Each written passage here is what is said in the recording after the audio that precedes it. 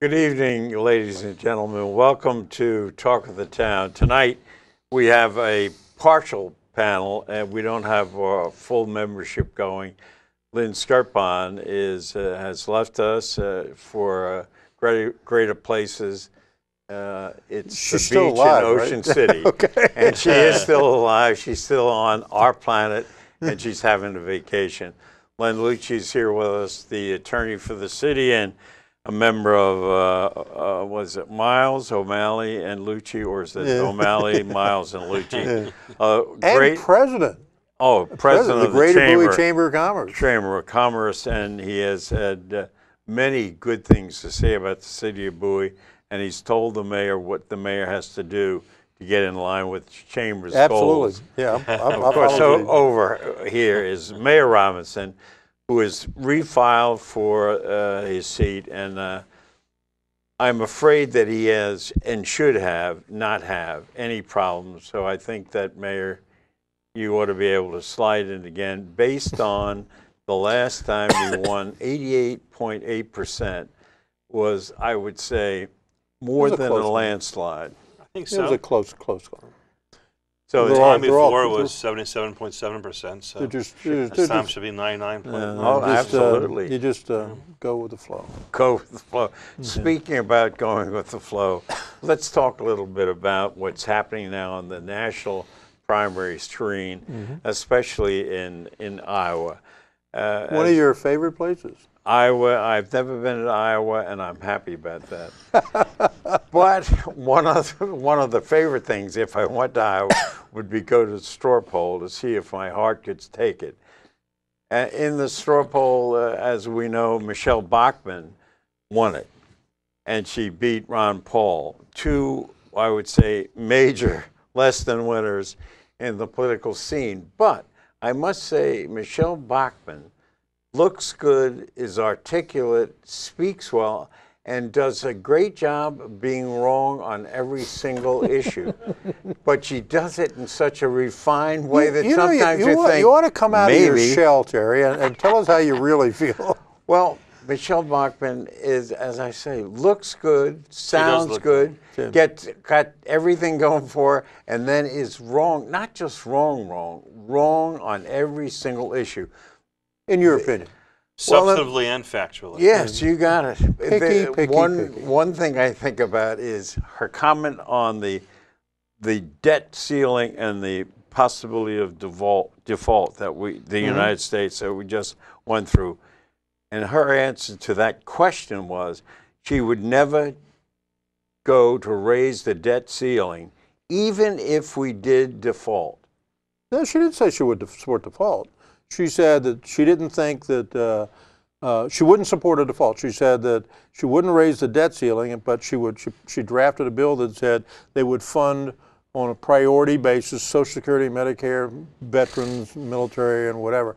Unfortunately, that leaves a big chunk of the government that goes unfunded one way or another. So she just didn't go far enough to explain how you deal with the other 60% of government. You played right into my wrong again. She was wrong again.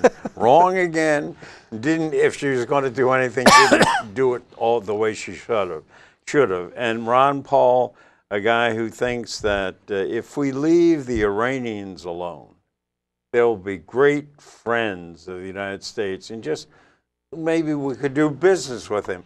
The fact that Ron Paul has suggested that Iran should maybe have a nuclear arsenal that they could use in the Middle East to intimidate every country there, and plus is not even penetrate Ron Paul's interest. He said, let's get rid of the government, get them out of our pockets, and give the Iranians, who are our basic enemy in the Middle East and have been for a long time, give them the right to have a nuclear weapon. Plus, when with that, what do you think? When someone has two first names, they don't have any credibility with you anyway. Right? That's true. Come on, give me a break. Yeah. Well, Ron Paul's, you have to understand, Ron Paul's base is very dedicated, very vocal, and they're very committed people. There's a lot of enthusiasm there, but there's not a lot of depth and there's not a lot of breadth of the people. I mean, the reality is, whatever you think of Ron Paul will not be the Republican nominee, and Ron Paul will not be the president. That's good news. What could happen, it could hurt the Republican Party, is if he moves over and runs as an independent. That would do a lot of damage to the Republican. Which he's done before. Yeah, of those two people, I know you don't like either one of them, but I mean, if I had to make a choice between those two, I'd take Bachmann in a heartbeat. Because Paul, like I say, is a nice, and if he talks just about government relations and government funding and whatever, whether you agree with him or not, some of the arguments are somewhat rational. But when you get into his foreign policy issues and whatever, like somebody said, when you open the refrigerator, the light doesn't come on. I agree. Len, what do you think? I could not be more thrilled with this Republican field. Oh, as though you're a campaign manager of President Obama. Gotcha. I mean, everyone, please, we've talked about Bachmann and Paul. You have Romney, who was for abortion rights before he was against abortion rights, for gay rights before he was against gay rights, for an individual mandate for health care before he was against it, for health care exchange before he was against it. I mean, come on. My goodness, he's starting to sound like John Kerry. Right. It's from being from that state. I mean, when he ran against Ted Kennedy, he ran against Ted Kennedy from the left. Yeah. And now he's running from the right. Yeah. And then he says that corporations are people too. Please. Yeah. And then you have the big tough guy, Bush 3, who I met him last week. He has the largest hands I've ever seen of anybody. Huge hands. But I mean, he was a Democrat. He ran Gore's campaign in Texas. And now he's a tough Republican, He was for the DREAM Act, where immigrants can go through the community college at in-state tuition. Now he's against that. Why does Texas have so many jobs? Because of immigration from Mexico and the oil industry. Not because of him. The Texas governorship is constitutionally the weakest in the United States because his entire cabinet is independently elected. He doesn't have control over any of his departments at all. Absolutely. And I mean, and look at it. He says, well, look at the Texas record. I've been governor for 11 years. Texas is #1 in air pollution, #1 in uninsured for health care, #1 in poor education levels. So that's what happens when you defund the government and have no income tax and not pay for the things you need. You have those indicators go to #1. And if that's what he wants to show off about, bring it on. Yeah. And then, of course, when you think about, like I say, you two got to come out of your shell. Then, when you think about the Fed and his position on, Washington should be shrunk, and nothing's wrong in Texas or the rest of the states, but there's something wrong in Washington. Washington put the military bases in Texas. Washington put NASA in Texas, and that contributes. The federal government contributes to the so-called job-making opportunities that Perry says, I did it all. When you're right, he is the weakest in terms of a legislative governor in all the states. And by the way, how did he balance his budget? $12 billion in federal stimulus money. Boom. I didn't hear him send a thank you note to President Obama for that money. Houston is going to probably this administration has shut down NASA. So I mean, the NASA in Florida and NASA in Houston is probably going to just drift away. Most of those military bases that are there go back to World War II. So whether they're still needed or not is arguable. There. Yeah, well, it's arguable whether they should be there. I mean, if you look at military bases scattered all over the United States, if you started saying which one is here as a priority or versus which one of these is here because it was in some senator's state or some powerful chairman in the House state or something like that. I mean, we all know how those kinds of things happen. Well, instead of closing them, I was suggesting he kept them wide open. Yeah. And it wasn't Perry. It was the Fed that kept them wide open. Yeah. Oh, I mean, clearly there has to be a simultaneous relationship between the state and the feds. But it is an attractive argument to make that the federal government is too big and too distant and is engaged in too many things. Whether you would buy that or not, there's an awful lot of people in the country that believe that. But the question is, instead of saying we're going to shut down the government today, the question is how do you rationally look at each thing and ask those questions? Is this agency doing what it was intended to do? Is it doing it effectively? Is there a better way or a less expensive way to do it? Is there an opportunity to merge some of these things? I mean, there's like 88 agencies in the federal government to deal with homelessness. You know, 1 or 2 maybe, not 88. So it's just so big that over all of the previous administrations, it's just expanded. And somebody's going to have to take a look at it at some point in time and say, is it doing what it was intended to do? And is it the most cost-effective way to do it? If you answer yes to that, you leave it there. If you don't answer yes, then you have to look for elimination or merger or something like that. I don't know that anybody's got the backbone to do that. I don't know if anyone would want to do that, because it's a Herculean task to try to look at the federal government in terms of reduction of various and sundry things that developed because of the people's needs. The middle class in the country is where the majority of the people are, and the middle class are the ones that the Republicans fail to go to and say, hey, we want to take your Social Security, or we'll give you some kind of make-believe makeup. We're going to do something on Medicare.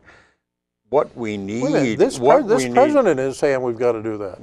Sure. And I think he's rational about it. And he's done some stuff on that. Sure. And that's what he, and that's what he should do. Anybody that in this day and age that says that Social Security, Medicare, and Medicaid cannot be modified or should not be modified is got a serious problem. Those are the things that are driving. Not really. Social Security is good until 2037. The other thing is the Social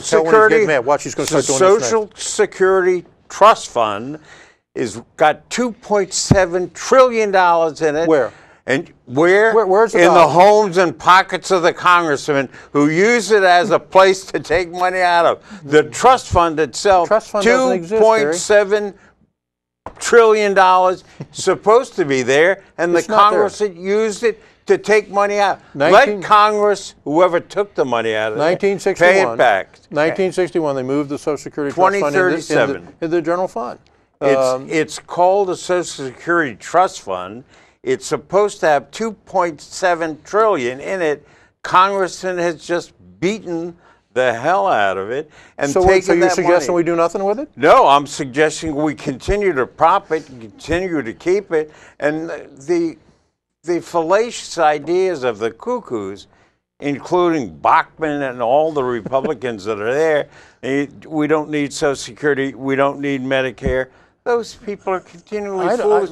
People in the country were the ones that paid for Social Security. Yeah. And who were in the country? The middle class did. Yeah. And maybe Warren Buffett. All I'm suggesting to you, Terry. And maybe Warren Buffett. All I'm suggesting to you is this year we have more money going out of Social Security than we got coming into it.